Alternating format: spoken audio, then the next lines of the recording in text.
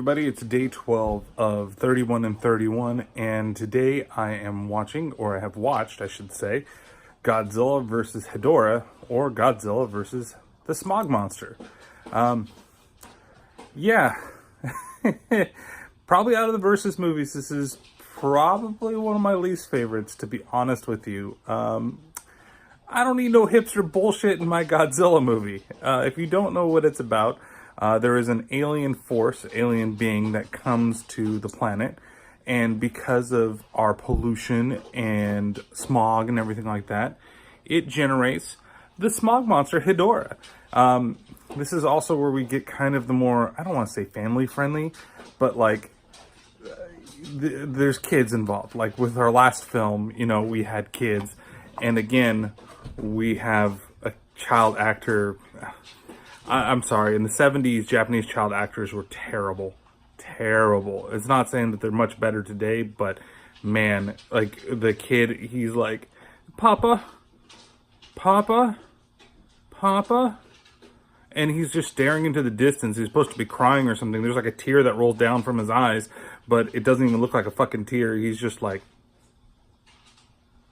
So, there are a couple of highlights, though, to the film. One, Hedorah, so he's made of smog, and he can send out poisonous gases. And there's a sequence when he's killing people, and people actually are dying, but they're turning to skeletons really fucking fast. And you get one construction guy that jumps off the building as he's coming, Hedorah's coming, and by the time he hits the ground, he's a skeleton. So it's an interesting film. It's not like the...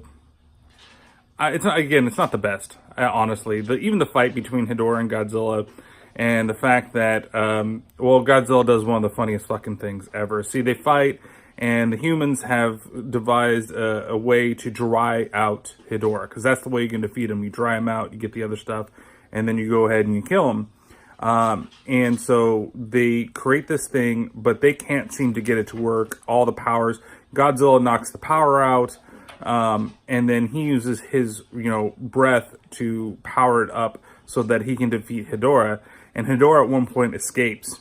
And that is one of the funniest moments because Godzilla then chases after him. And Hedorah has multiple forms, right? He's got his like tadpole form, as you can see. And then he's got like a land form and a flying form. And then he supposedly has a fourth form, but never really shows a fourth form.